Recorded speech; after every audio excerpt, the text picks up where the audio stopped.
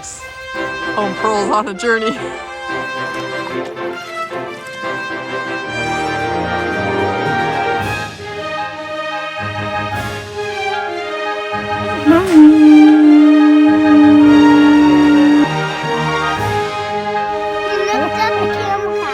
Don't worry. If you're willing to go 20% further than everybody else is, you'll find the best treasures. Delectable little morsels of raspberry-like goodness without any thorns. We're back with more mushroom hunting. Wisteria vine is a fierce little guy to try to read together.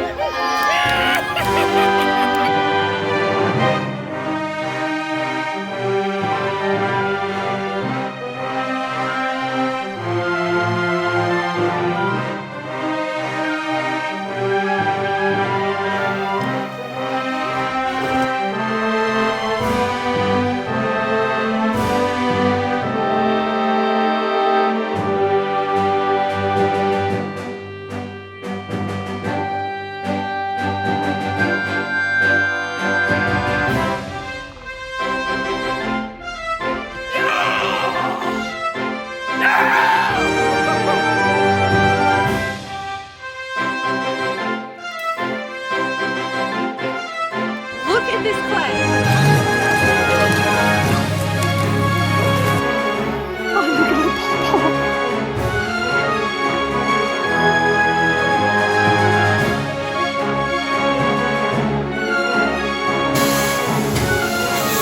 I'm making Osage orange 10 pence. Finally! Biblical women look like this. Curvy. Able to hold the whole entire house together. Jael. Savage Slayer of Sisera. Yes!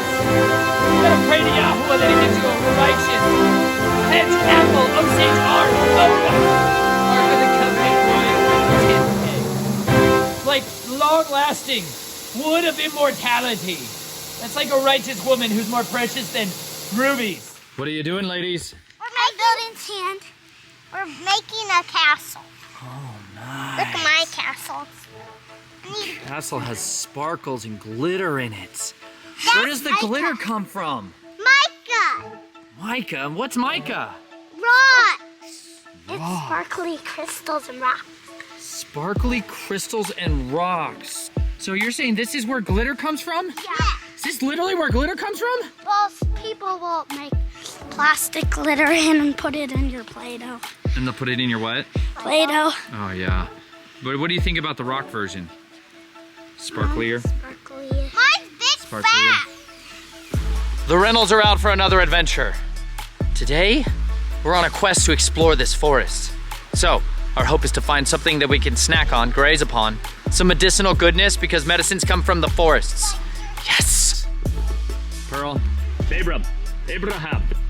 Yes. And Big Thunder. He's gonna accompany us today on our adventure. Right there over my shoulder, you know we're going in there. It's inevitable. It has to happen. But we're gonna go on a little adventure. We're gonna try to find some pure source water. Water that is literally busting out of the mountainside.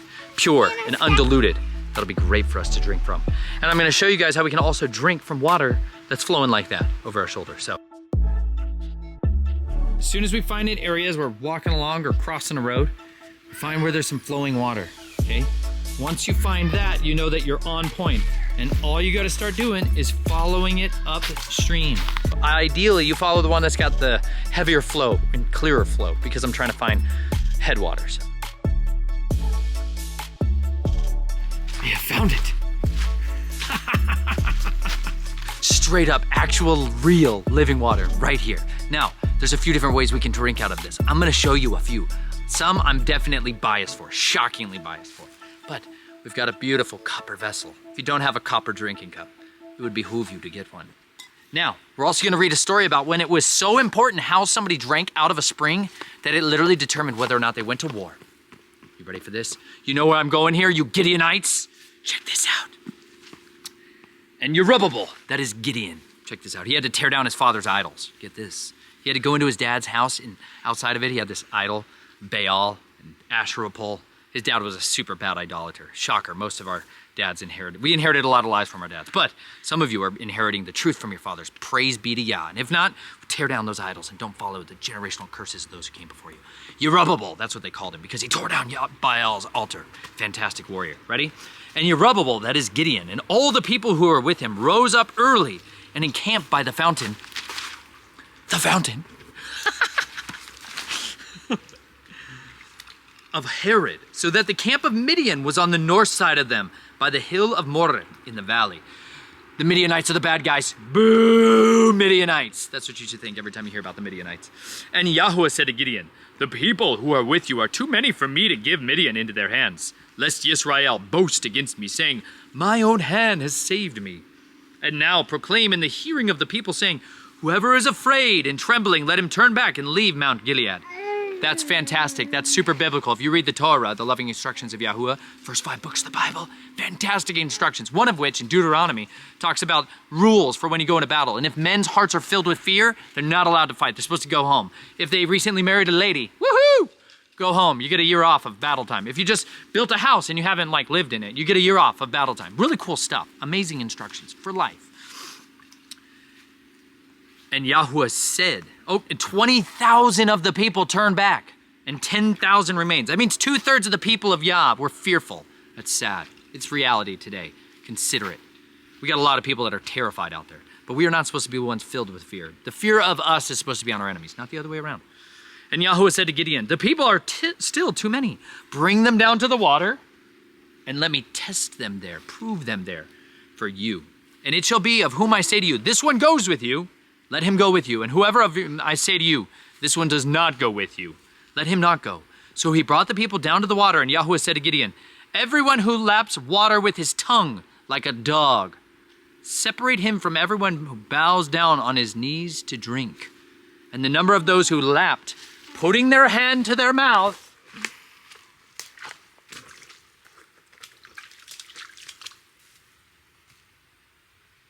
I stepped into my water. Don't do that next time. We're gonna go to the source. Everyone who lapped water like a dog, okay?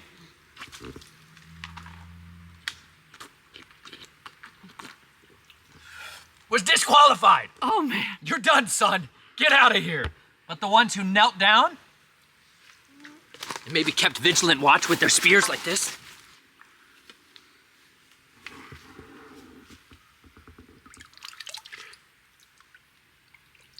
or maybe they were prepared and brought a copper vessel.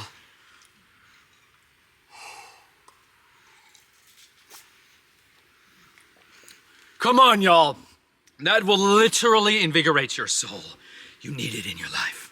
Go to a spring and make the scriptures come alive. But you know what? It was only a couple hundred people who did it that way. And you know what? It's not I'm not trying to dig on the people that lapped water like a dog. It happens. Previously, when I've drank from this spring, I lapped water like a dog. And I referenced Gideon every time I think about it. But be ready, because Yahuwah appointed only a couple hundred people to be sifted out from amongst them. They are called the remnant. That's who you were made to be. Of all the times and nations, of any time you could have been born, you were born now. You were born for such time as this, because you have a purpose and a destiny. And you know what? You may be few in number, but through those few in number, Yahuwah will get the glory for all of the wonderful victories that he will give us in our lives. Come here.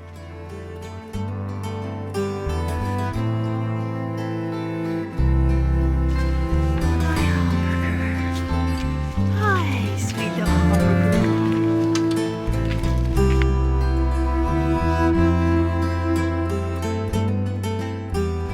But look at what we found here. We're in a very wet environment, which means starting a fire isn't always so easy. And you know what? My favorite fire starter? Bic lighters. They're wonderful, y'all, I know. Flint and steel are amazing too, which is inside a Bic lighter. It's great, just trust me. Started lots of fires. Bic lighters are fantastic. But this is one of the best starting points for your fire. This is yellow birch. Yellow birch is like the oldest living of the birches. Birches don't live long. They live fast and die young. It's kind of what they do. They like lots of water. They like to be near it. It's good for them. But this one can live like 100 years. It's a pretty incredible little guy. It's also the And largest. The largest. Oh, Miss Riverdale coming in for a little tidbit. The yellow bird. So we can harvest our paperish bark residue by just peeling strips off of this one. This one's easy. We're not going for the inner bark. The inner bark is not necessarily the area that we want. That's for like a lot of medicinals, like with white oak, cherry, wild cherry. But we can just peel off a lot of these layers that are on the outside of this guy. You don't have to go crazy. What are you carving on there, Jane? Carving rhododendron. A rhododendron? Mm-hmm. You using a knife? Yeah. A neck knife? Yeah. Cool. What do you got there, Pearl? You got a stick with some ooze on it? That looks fun to chew on. Cutie.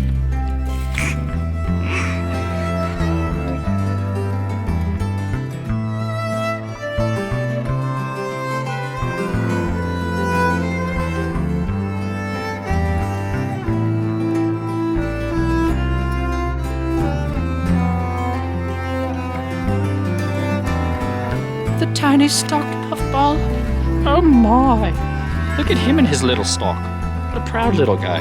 Normally when we find puffballs, we're just on the ground. They're very short. Well, this one is the giraffe in the puffball. Check out his absolutely elegant neck. I would puff it for you in super slow motion right now. But he's already given his spores. He's already puffed with all his might. He puffed himself right out of his sack.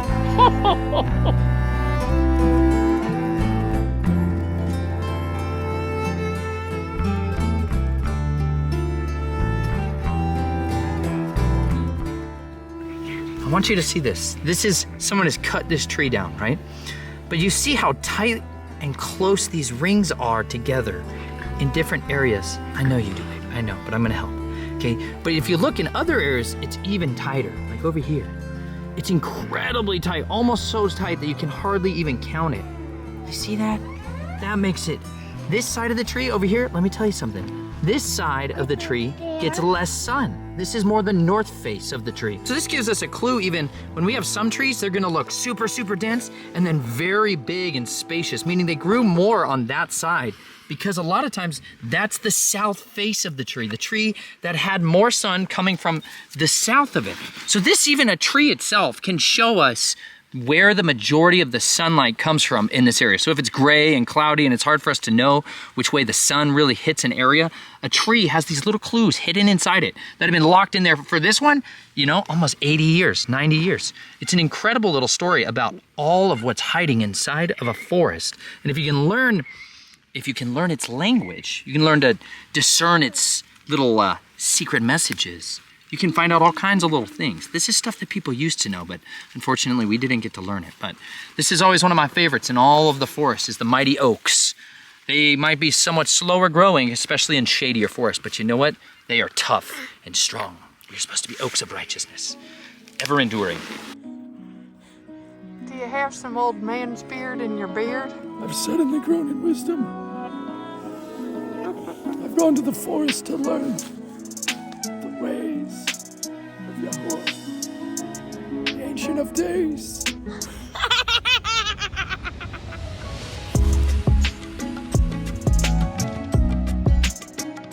What do you think? You see how this tree is seriously dead, right? I can shove my machete. Oh, wow, I could topple the whole tree. Topple him over. Either way, I could shove my machete. It's not every day you can stab your knife or your machete into the tree. Just...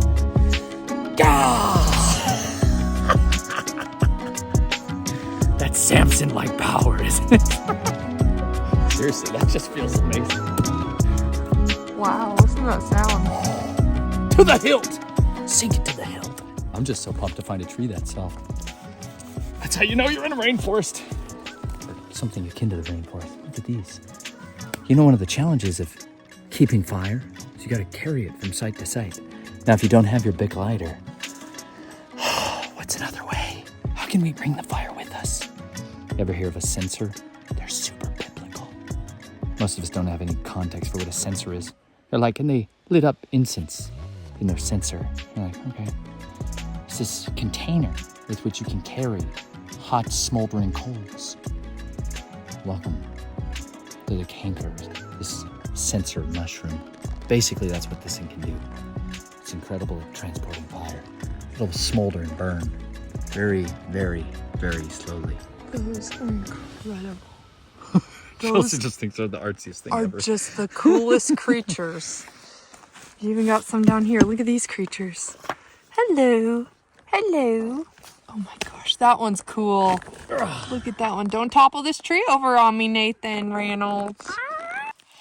Mushrooms are crazy because they have this root system. It's called mycelium. So when this tree died, these mushroom spores, right, had already been, they're like everywhere. They're like ubiquitous, meaning they're just like, they're just everywhere. Breathing in mushroom spores, almost a guarantee. Now, when they land on stuff, they have these little penetrating roots that just start to spread out. It's called mycelium. They're like hairs. They go into the tree, even when the tree's still alive. But as soon as the tree dies, it's like, game on, we're gonna eat you now. And they literally digest this tree. And this is like a eastern white pine, probably. Maybe a hemlock, probably a white pine. When he died, they immediately had this opportunity to start digesting it and turning it into their fruiting bodies, which is this guy, right? Now underneath, this is where he would put out his spores. This is where actually you can get like spore prints. That's one of the ways of determining what mushroom it is you're dealing with, right?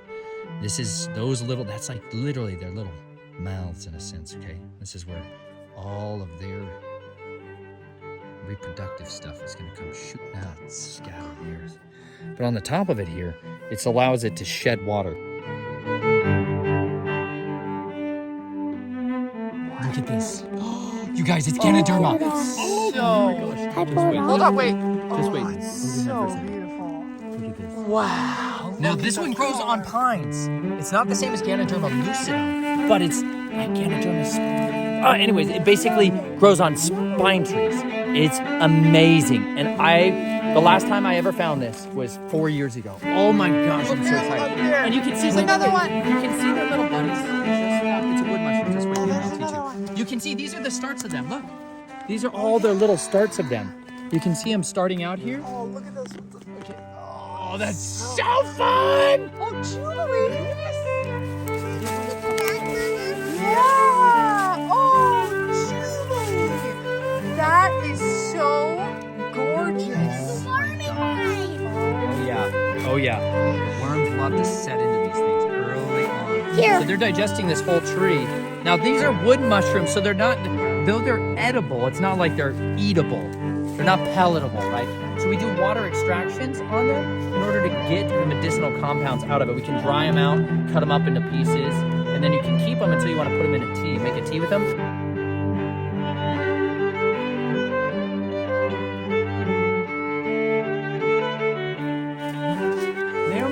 Found Ganoderma Tsugae, the mighty reishi of the hemlock trees.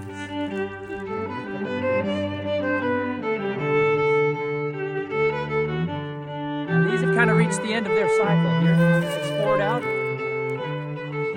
Nice. Job. Look at that. One of the most powerful adaptogens on the earth. Look at this one. Thank you. It looks like this tree is just... Can I do it? I know, I think so. It's all soggy. Yeah, this tree looks like it just fell down. More mushrooms. Look, that's one of the tiniest ones. Oh, there you go. Oh, good job, ladies. Wow. Well done, Shells. I'm impressed. Yeah? Hey. Mushroom alert. Mushroom alert, mushroom alert.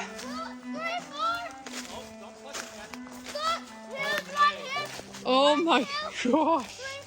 It's like one of the biggest ones I've ever seen. I saw that shadow. Oh my god. Oh, another one on the ground. Oh, it was half of him. What? Half of that big guy fell Aren't you down. glad I spotted? Oh, look how pretty, Naomi. Here, move out of Oh, he's still pretty healthy too. Oh, this Look, another one. Another one, guys. Wow. Man, they just start cannibalizing the tree. They really do. It's like the tree is dead. the mycelium lives. They're like, finally, we get a chance to eat. Look. That is so cool. Good job, Jubes. Oh, another bushwhacking patch. Textbook bushwhacking. Bushwhacking without the bush. Bushwhacking right here. So what I like to do is push down with, use your feet to your advantage. Kind of push down and crunch. Push down and crunch. Hi, my man. Are you having a good time? Are you having a good time? Loves being near his father is gorgeous. He loves it. You look so cute in your helmet, Amy. Hiya!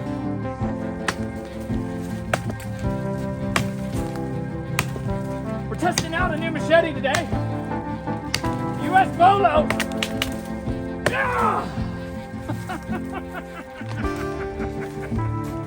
I love swinging a machete! Hallelujah! Oh, such a manly thing to do.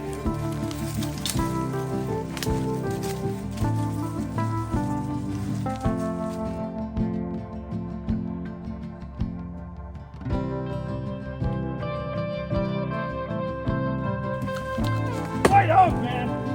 Formidable! Monumental opponent! Yeah!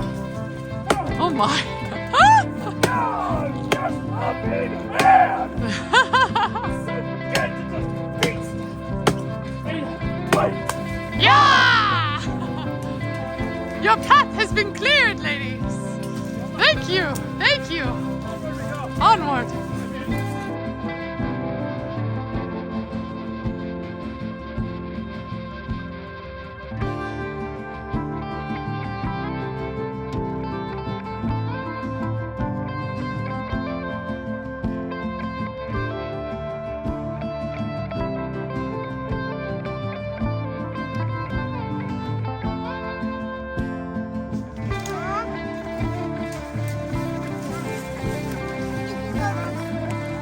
Kind of go around. You okay, Juby? Ooh, water. Sun is shining. Oh, isn't that lovely? Well, we got to the water. That's it. The problem is, we're trapped. We got 3/4 of a mile to go. We're trapped. Ah!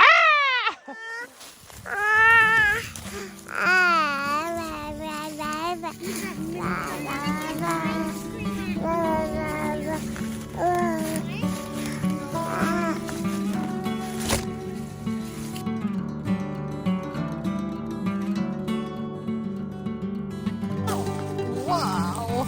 Look at this big guy. Oh, this is cool. I love rhododendron forests. I love rhododendron because look at how back in here, it totally could be the most beautiful little like house if you were playing out in the woods.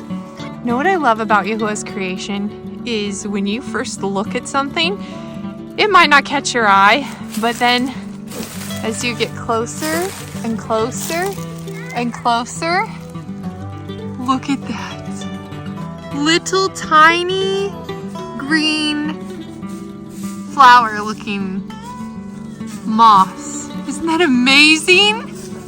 Come on, that is so beautiful. Look at it. This looks like a little woodpecker's cavity in the tree. Isn't that so cool?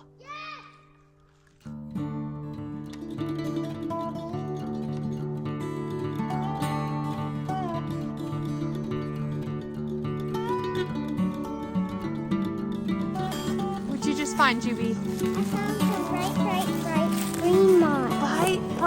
Bright green moss. That is so beautiful.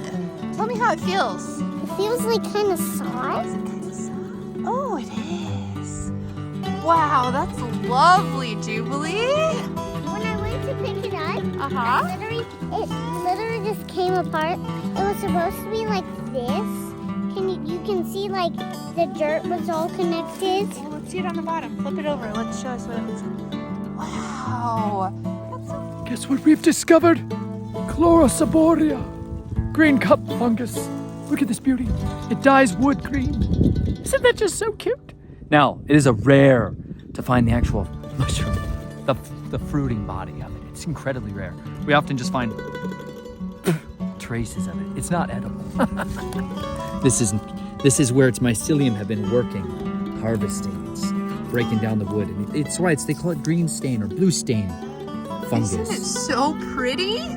Now you can find pieces of wood where it's gone all the way through in kind of bigger slab, but it's really hard to find it in abundance. And so people will take this wood because naturally you don't really find much wood that's been turned blue. Pine beetle also, which devastates pine trees. It's a pine tree's worst nightmare. They go to sleep and you know what they think about? The pine beetle's coming. They do. They attack the fastest growing, tallest pine tree and then they just jump from tree to tree. It's terrible. Tragedy.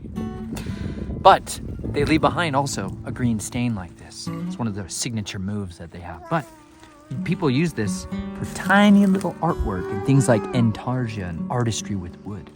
It's a really beautiful little wood, and the ladies sure love it. Look, Chlorocaboria. piece of Chlorocaboria. Dried Chlorocaboria. Nice, bring it with. Chlorocaboria. It's beautiful. Oh, the whole log. Hold on. We've got to harvest some of this Chlorocaboria. No. Look it. Dad, look, Chlorocaboria. Everywhere. Trying to get a nice piece. You've already got the machete. Here, let Dad get in there to get some of that Chlorocaboria for one of our good Rorman friends. Look at that, Chlorocaboria. Fingers will be removed. Wow! You need your chainsaw, Dad. I don't have a chainsaw. I need one desperately.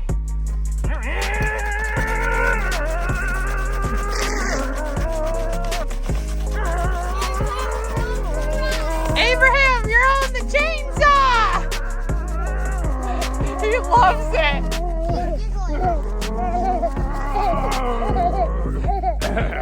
Loves it.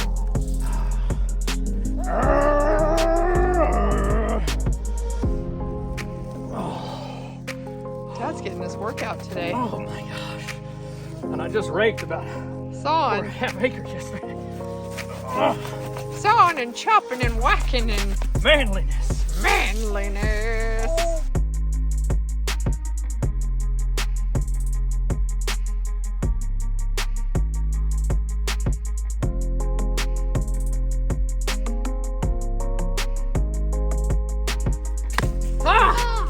There you go. Chlorosaboria. Beautiful. I can't carry it right now. Very beautiful. That's gorgeous. Chlorocaboria. Oh, Wow. what a fine piece. So they were by the water, right? Now. And the number of those who lapped, putting their hand to their mouth, was 300 men. And all the rest of the people bowed down on their knees to drink water, like dogs. And Yahweh said to Gideon, "By the 300 men who lapped, I save you, and shall give Midian into your hand. Let all the other people go, each to his place." And the people took food in their shofarot, that's their shofars, in their hands. And he sent away all the rest of Yisrael, each to his tent, but held on to those 300 men. Now the camp of Midian was below him in the valley. And it came to be on that night that Yahweh said to him, "Arise, go down against the camp, for I have given it into your hand. But if you are afraid to go down, and you and Purra, your servant, to the camp, and you shall hear what they say, and after that let your hands be strengthened." So he went down with Purra, his servants, to the edge of the formation of fives who were in the camp. That means Gideon had some fear in his heart too. You know what I'm saying? He asked Yahuwah to help give him confirmation. That's okay to pray that way. If you got big decisions facing your life, it's good to inquire of Yahuwah and ask him to confirm it. It's okay. He knows that we are but dust and ashes, clay, and we need help. We need reinforcements from him to answer us. And Midian and Amalek and the people of the east were lying in the valley, as many as locusts, and their camels were as numerous as the sand by the seashore. Look down at the sand. As numerous as the sand. The sand, y'all. Think about it. There's 300 dudes. Shalomi homies. About to battle the sand of the seashore. It's a formidable host. And Gideon came, and see, a man was relating a dream to his companion and said, See, I had a dream, and a loaf of barley bread tumbled into the camp of Midian, and it came to a tent and struck it, so that it fell and overturned, and the tent fell down. And his companion answered and said, This is none other than the sword of Gideon, the son of Joash, a man of Israel. Elohim has given Midian and all the camp into his hand. And it came to be when Gideon heard this dream related and its interpretation that he bowed himself down. And he returned to the camp of Israel and said, Arise, for Yahweh has given the camp of Midian into your hand. Barley bread, y'all. If you don't know about barley, fresh milled barley will change your life. You can even bake it instead of rice. Just bake barley, roast it up. Cook it just like rice, scrumptious. And it's got something that'll protect you from the electromagnetic onslaught that's tearing everyone up. It's called beta-glucan. Beta-glucan. It's good stuff. It's the most radioprotective little morsel that you can eat. And barley has one of the highest concentrations of it. And he divided the 300 men into 3 companies, and he put shofarot into the hands of all of them with empty jars and torches inside the jars. And he said to them, Watch me and do likewise, and see, when I come to the edge of the camp, do as I do. And I shall blow with the shofar, and all those with me. Then you shall also blow with the shofarot round about all the camp and say, For Yahweh and for Gideon. And Gideon and the 300 men who were with him came to the edge of the camp at the beginning of the middle watch. And as they had but newly posted the watch, they blew with their shofarot and broke the jars that were in their hands. And the 3 companies blew with their shofarot and broke the jars, and held the torches in their left hands, and the shofarot in their right hands for blowing, and they cried out, A sword for Yahweh and for Gideon! And each stood in his place round about the camp, and all the army ran and cried out and fled, and the 300 blew the shofarot, and Yahweh set the sword of each one against the other throughout all the camp, and the army fled to Beth Shittah, toward Caesarea, as far as the border of Abel Maholah by Tabah. And the men of Israel were called from Naphtali and from Asher and from all of Manasseh and pursued Midian. You see this? Yahweh delivered them from the hand of an army as big as the seashore by giving them supernatural insight on how to destroy this army. And he filled them with fear. Meanwhile, he gave his children who were obedient to him and to his ways, he gave them courage in its place. And by doing so, Gideon was able to deliver the Israelites from an army that none of the people could conquer. But you know what? With Yahweh and even a small, tiny little remnant, you can conquer the nations. So never doubt that Yahweh is with you. He is mighty to save and quick to deliver. Let me show you one of the most powerful ways that you can get water too. We got our copper cup, okay? I'm gonna come to this water. Now, full disclosure, this water is definitely not fit for me to drink. Just raw, unfiltered, okay? So I've got this little tool. One of my favorite little buddies. He weighs like a couple ounces. This is the Life Straw, right? Now, there's some couple of perks with this thing. First of all, it's very lightweight, so you can carry it with you, put it in your backpack. One of the best things that you can do, put it right in the water. See, look at that. There's all kinds of particulate matter. Sudsing up. Little less, the better. You just put it right down in there.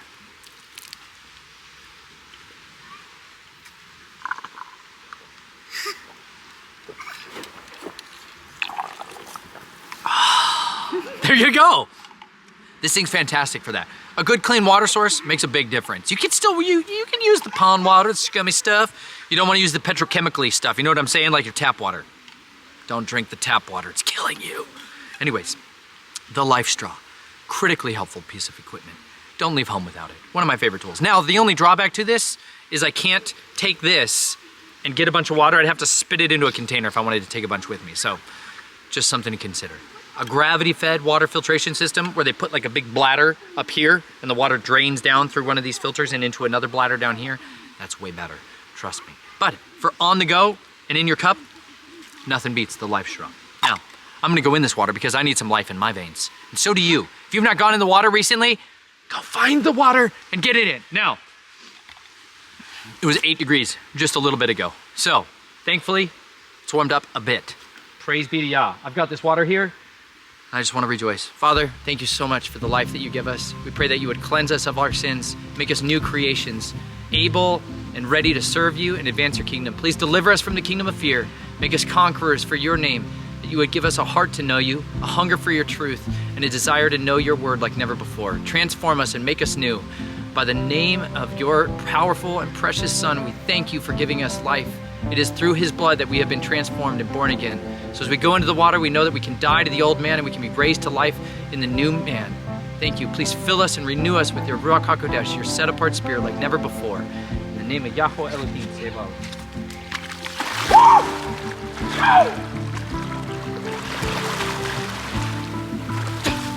Oh my gosh! That is the coldest water I've ever been in! Hallelujah! There's a literal waterfall down here!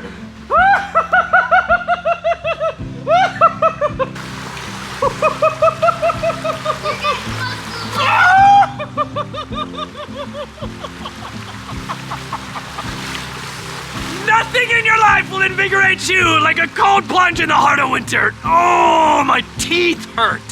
My teeth hurt. That's because my blood circulating to my teeth is trying to work on all the terrible damage that's inside my mouth. Living water, it's literally alive, okay? When it's flowing like this, over these waterfalls, it's getting oxygenated, but it's also vortexing, something that we're completely not taught about. But it's literally getting revitalized. It gets stirred up as it goes down over these little sticks and twigs and rocks. The colder water, which is down towards the bottom, the place that most people avoid, that water gets stirred up as it swirls. And that warmer water that's on the surface goes down. That cold water circulates up and nutrients gets brought up with it. This is why a living stream can carry more than a dead one. Like the stuff that's in our pipes. Dadgummit. This is carrying so much minerals and so much vitality. That's why all this stuff along the shore is bursting with life. And you know what? When you get in it, it invigorates you because your body was waiting for you to go in the water. This is how people took showers and baths. This is how people went to get healing. When you're sick and you're weary and you're exhausted and angry and depressed, go to the water. It literally transforms you. You are born again. When you go down in, you're one person. And when you come up, the dead man washes down the water and you come up a new creation. That's what we are made to do. Oh, if we would just regard it.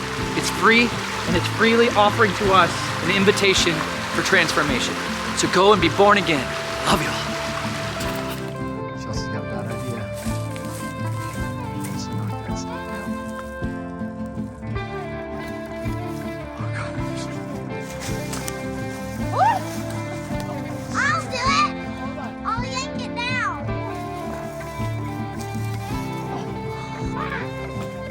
Oh my gosh. Should pull it towards you. I just thought that.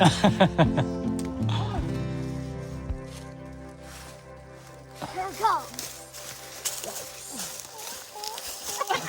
Living dangerously. I'll do it.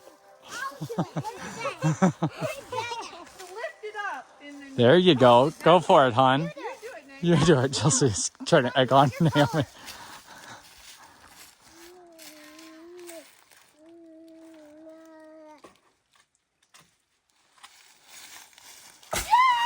Silly idea. I like it. Good job, honey. You got it down without it hitting your child in the head. You have to problem solve.